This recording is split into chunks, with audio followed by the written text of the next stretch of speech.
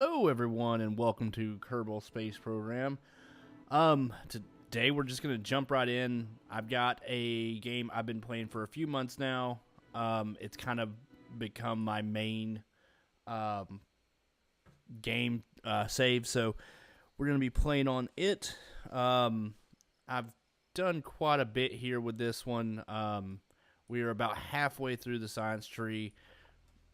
I decided to restart this game a while back and experience the full career mode whenever it launched, which takes a little while to get through, you know. So here we are. We've got quite a bit of stuff unlocked already. And tonight, my goal is to land a man on the mun and get him back. So, with that being said, let's try to get there. For some reason, it says I'm streaming Pac-Man, so not sure what that's about. Probably should edit that at some point. Don't know how right now.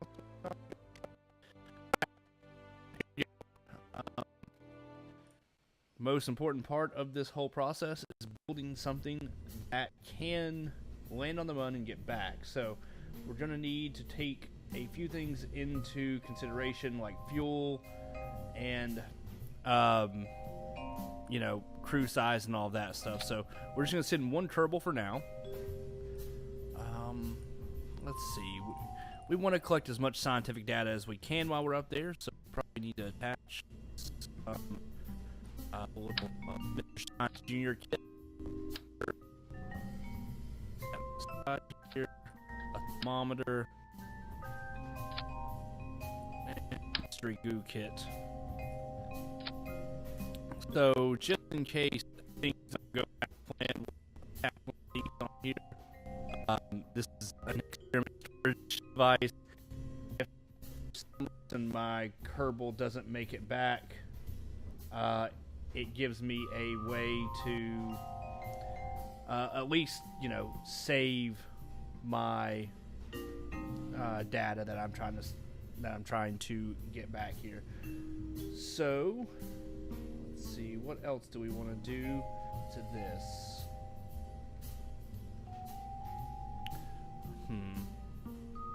Let's go ahead and let's start building out our rocket. Well, I don't know if we're going to actually.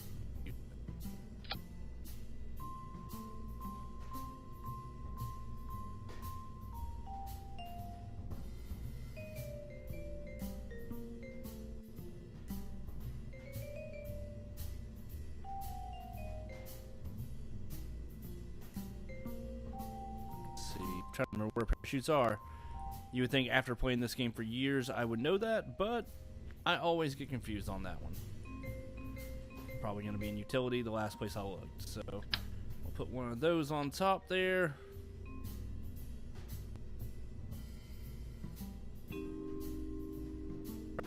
To start the actual build of the rock. So first things first, before we get any further, we need to make sure that we have a heat conductor for whenever we re-enter the atmosphere, because that has tended to be the problem every time I've done this here recently. Is I get to the mun and come back, and then my entire ship explodes because I don't have proper heat mitigation. So I've unlocked these. I believe this should help quite a bit. I'm going to put 4 of them on here. Actually, I think I'm going to put 6 just to be safe. I think that should mitigate quite a bit of the heat. And then I'm going to put 2 more up here on the top. This is going to look a little bit goofy, but I think this should save my Kerbal's life, and that's the most important part, right? All right. So now we've got that. Let's actually start looking at building the rocket.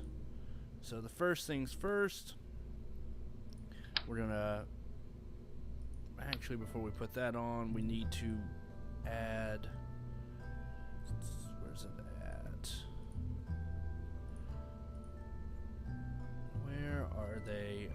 We're gonna add a little bit of we have the, there we go, the rechargeable battery, because we may not want that there. Actually, we might put that somewhere else. We might actually put that up here. There we go, rechargeable battery. Perfect. We'll show a few of these around there just for safe measure. So now we've got that. We need to add our first stage. So stacked a coupler there. Stage 1 prep, and we'll grab, not that. Grab a nice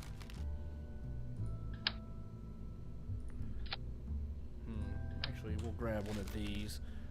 Let's throw that on there. We'll throw some of these. Those are micro propellant tanks.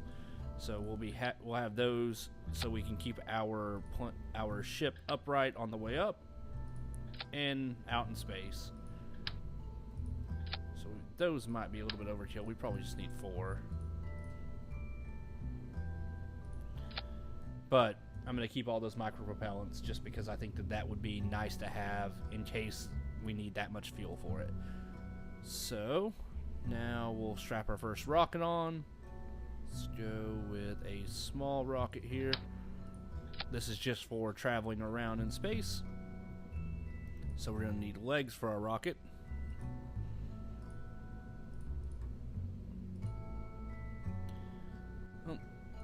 And we're probably going to need some of these. Just some panels to give us some energy while we're out in space.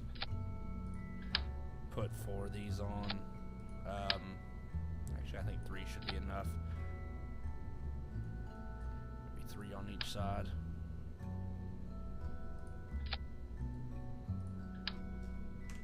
I don't know why I didn't put those on each side, but we'll do that. So 1, 2, and 3.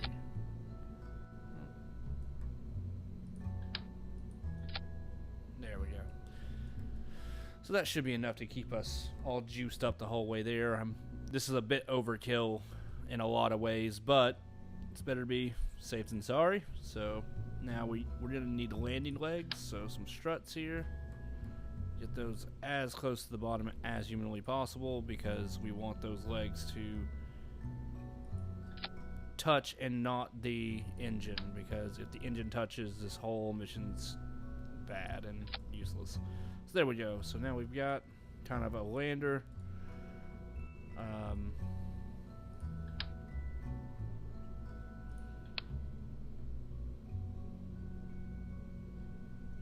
Okay.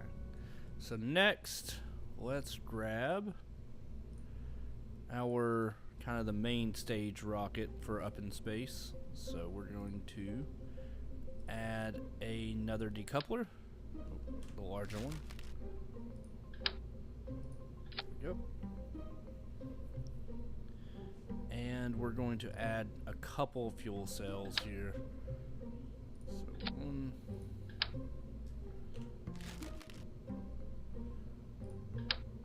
2. I think 2 should be enough. We'll throw a big engine on the bottom here. And then this is where it gets a little dumb, but hey, it works. I've built a very similar rocket to this before, so, you know. So we'll first off start off by attaching one of these rockets, which is kind of a high thrust. See, so the rocket you start off with has 250 kilonewtons worth of thrust, and this one has 593. So this one has quite a bit of more thrust on it. So we'll start off there, and then we'll grab our thing here. We'll put 8 of those big rockets on there. Like I said, this looks dumb, but it actually works really well. So grab one of these, probably one on each top. There we go. So yeah, this is our rocket. This is what's going to get us to the Mun. So hopefully. So there we go. Now we just need to make sure we got a pilot who is good to go, and you know, Jebediah seems like a good enough pilot. I think he'll be fine. One last thing that we want to do before we take off is add a tail fin to each one of these, because if you don't, it is going to come crashing down. Like I said, I've made this rocket several times, so we're going to call this Munlander.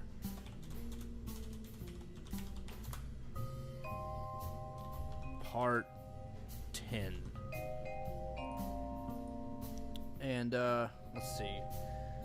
We need a mission flag, so let's go with something goofy here. I mean, we're not going to be getting out, so unfortunately, I don't have the upgrade. Maybe that'll be something I can buy on the way back down. Let's go with the bullseye. That's speaking to me tonight. All right. So we've got all of our stages set up correct here. Just want to make sure of that. All right, and here we go. We're going to launch.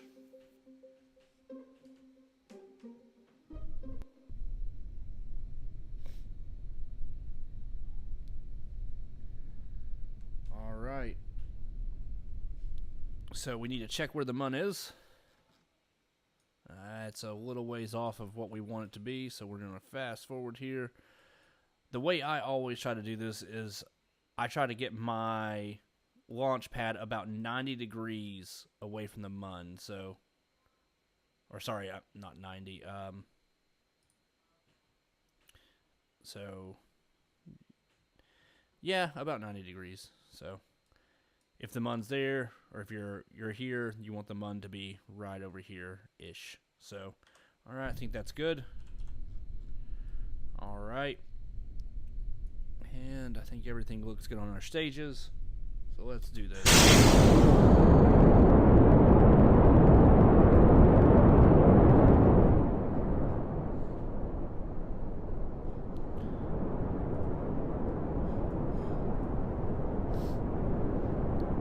All right, we are off to a good start here.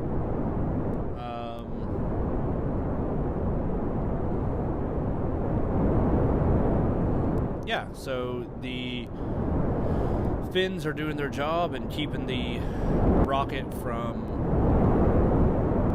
jostling around too much, moving around at all. So I'm going to turn down the volume just a little bit here.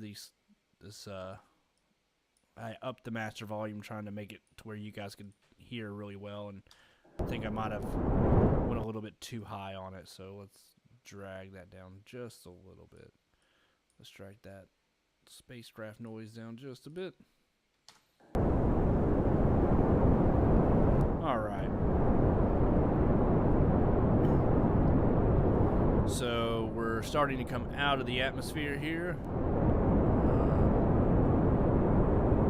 I'm going to go ahead and throttle up my main stage rocket. Get it ready to go. There we go. We have separation.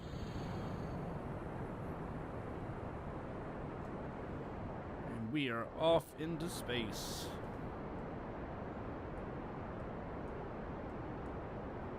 So there's a couple of things you can do here. If you're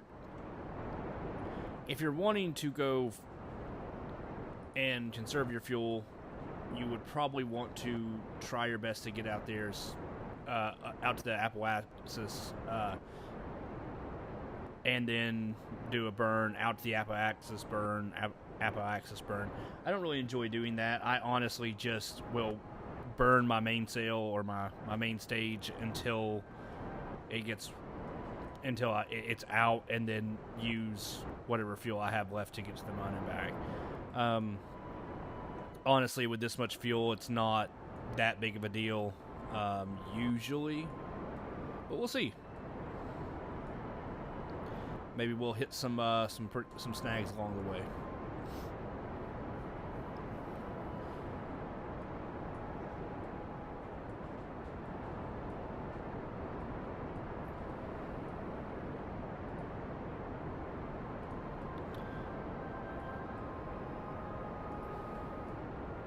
So far in this campaign, the only person I've landed on the moon was Jebediah here. And I don't know how, but somehow he made it back. Everything else exploded except for the pod that he was in. So, you know, that was pretty lucky. What I just realized I could have done was make another stage between these two between this rocket and this adapter, and put a heavier duty heat shield on that. But hopefully with all these smaller heat shieldings and these two up here, we'll be able to withstand the, you know, nearly 2,500 meters per second coming in that we'll have going on. So when you come back from the mun, you usually build up a lot of speed, and the only way to get rid of that speed or negate that speed is to use your remaining fuel to kind of slow yourself down, and that's not a great way to do it. So now we see our Apple axis is expanding out towards the mun pretty quickly. We're going to be going around 2,400 meters per second. And that's really what you want, is that sweet spot of around there. You want to get to about 2,500 meters per second, and then just stay in that range up until you get your Apple axis to meet the perimeter of the mun. So we're going to go a little bit past it, because what we want to do is we want to gently slow down up to the Apple axis point, and there we go. I think we should be able to get there. So it looks like you would think that by looking at this we're not going to make it, but you'll see we're slowing down quite a bit, and as we slow down, the moon's going to keep at the same speed, so we'll intersect here. It'll be a tight intersect, but it'll be there. So let's go ahead and prepare to start slowing down the time, and there we go. So now we're on an intercept with the mun. So let's go ahead and make a quick save.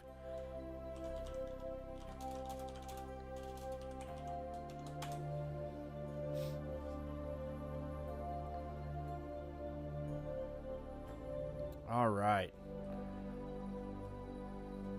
So it looks like we're going to be landing on the light side of the mun. Which is perfect. Right where we kind of want. Let's go ahead and have him set us up to go retrograde. Just check to kind of see how the battery charges are doing and all of that. Everything looks fine. So now we're just waiting to get to about 100,000 or so meters away from the mun. We'll go ahead, and once we get a little bit closer. Oh no, I forgot to put lights on the bottom here, so it's kind of a good thing we are hitting the light side of the mun.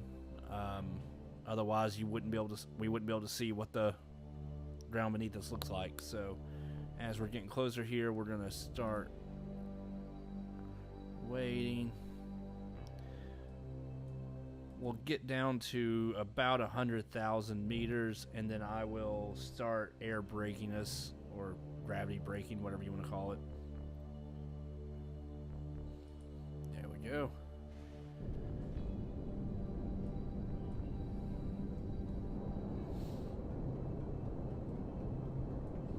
I'll drop us down to about 200 meters a second.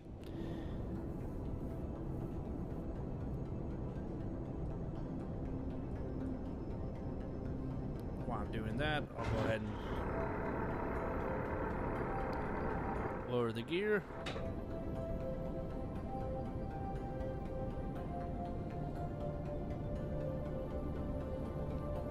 It's a pretty sight.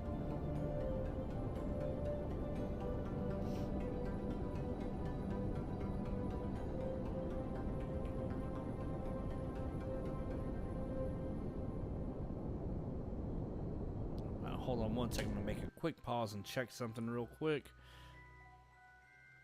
just to make sure. Yeah, I'll have to back out here in a moment and make sure that this is set up correctly. I just realized that there's 2 black bars on the side of the stream, so that's not optimal for anyone watching.